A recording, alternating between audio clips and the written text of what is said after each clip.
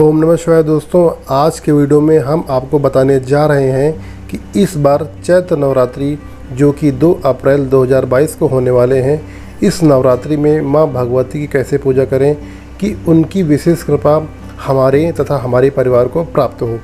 माता रानी आप सभी का कल्याण करें, हमारे कष्टों तथा दुखों का अंत करें। मित्रों, पूजन विधि अत्यंत ही साधारण है, किंतु उसका फल बहुत ही असाधारण तथा चमत्कारिक है। यह बिल्कुल ही सात्विक पूजा विधि है। हर व्यक्ति, छोटा बड़ा, महिला पुरुष, विवाहित अविवाहित कर सकता है। वैसे भी माँ के 9 दिनों में विशेष माँ की कृपा होती है। माँ अपने हर बच्चे का ख्याल रखती है। माँ अपने भक्तों के पूजा विधि, भक्ति, जप, तप, हवन का पूर्ण फल प्रदान करती है। यह विधि बहुत ही साधारण है, बहुत ही सुरक्षित है। मेरे चैनल पे ऐसी कोई पूजा विधि या साधना नहीं बताई जाती है जिससे आप पर तथा आपके परिवार को किसी तरह का कष्ट हो। मेरे महादेव बाबा जो मुझे बताते हैं वही विधि मैं आपको बताने जा रहा हूँ। शिव जी अपने भक्तों को सदैव कल्याण करते हैं। जहाँ शिव होते वहाँ शक्ति होती है, और जहाँ शक्ति है वहाँ पर शिव हैं। मेरे चैनल में बताई गई सारी साधनाएँ गृहस्थ व्यक्तियों के लिए है। मैं हमेशा सात्विक सुरक्षित साधना तथा पूजा विधि बताता हूँ, जिससे आपका तथा आपके परिवार का सदैव कल्याण हो सके, आपकी समस्याओं में कमी आ सके तथा आपका मंगल हो, आपके परिवार का जीवन सुखमय बन सके। यही मेरा उद्देश्य है। तो चलिए जान लेते हैं कि इस चैत्र नवरात्रि में माता का कैसे पूजन करना है। सबसे पहले आपको संकल्प लेना होगा कि आपकी मनोकामना क्या है, या फिर आपको कोई ऐसी समस्या है जिससे आप छुटकारा पाना चाहते हैं। मान लीजिए आप पर 5 ऐसी विकट घोर समस्या है जिससे आपका जीवन बहुत ही दुखी है और बहुत संघर्षपूर्ण बना हुआ है।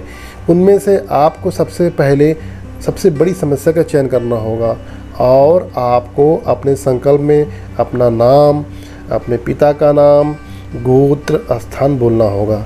अब बात करते हैं संकल्प क्यों जरूरी है, उसका क्या महत्व है, तथा कौन सा मंत्र पाठ का करने का संकल्प इस नवरात्रि में करना चाहिए।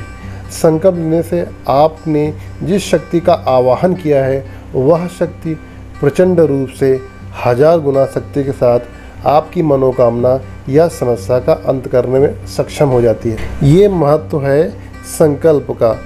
अब आपके विवेक पर निर्भर है कि आप संकल्प लेते हैं या फिर बिना संकल्प के पूजा करते हैं।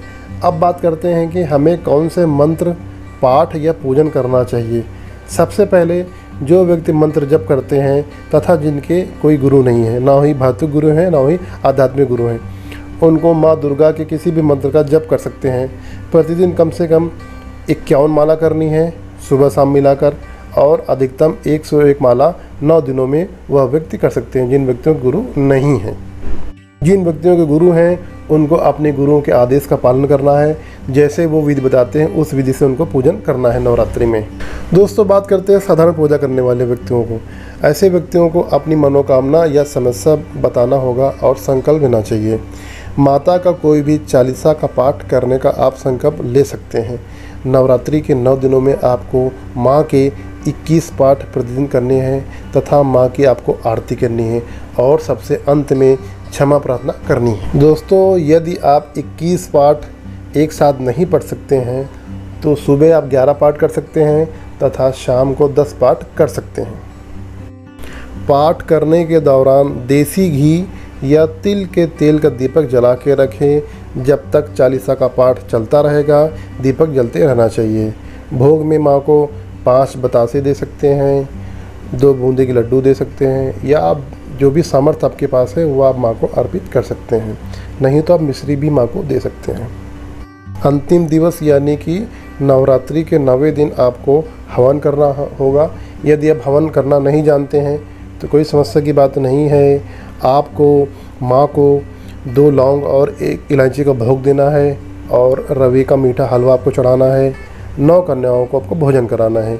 या आपके घर के आसपास कन्याएं नहीं हैं तो चिंता की कोई बात नहीं है। आप अपनी सामर्थ्य के अनुसार 11 रुपये, 21 रुपये, 51 रुपये या 101 रुपये का दान ऐसी जगह पर कर दें जहां पर माँ के नाम का भंडारा नवरात्रि में होते हैं। आपको पूर्ण फल की प्राप्ति होगी। दोस्तों, ये थी सबसे सरल विधि माँ के पूजन तथा विशेष कृपा प्राप्त करने की। यदि आपको परेशानी है या कोई मनोकामना है जो काफ़ी समय से पूरी नहीं हो रही है, तो माँ की कृपा से आपके सारे कार्य सिद्ध हो जाएंगे। मित्रों, जगह जगह भटकने से कोई लाभ नहीं होता है। आपके जीवन में कितनी परेशानी है, एक अनजान व्यक्ति को उससे क्या लेना देना। वो कहावत आपने सुनी होगी, पीर पराई जाने ना कोई, यानी दूसरे का दर्द अन्य व्यक्ति नहीं समझ सकता है। आप कर्म करने से पीछे हटते हैं, रोते हैं, गाते हैं और सोचते हैं कोई ऐसा व्यक्ति मिल जाए जो मेरी समस्या का अंत कर दे और मुझे इस समस्या से बाहर निकाल दे। कभी भी ईश्वर स्वयं कार्य आपके लिए नहीं करता है, वह आपको सद्बुद्धि देता है कि आप वह कार्य करके अपनी समस्या से आप पार पा सकें, या किसी को माध्यम बना के आपकी सहायता के लिए भेजता है। बिना कर्म करने से आपके जीवन में कुछ भी प्राप्त नहीं होगा, ये बात आप गांठ मान लीजिए। ईश्वर आपको सद्बुद्धि दे, इस कामना के साथ में मिलते हैं नए वीडियो में नई जानकारी के साथ में। तब तक अपना ध्यान रखिए, अपने परिवार का ध्यान रखिए। ओम नमः शिवाय।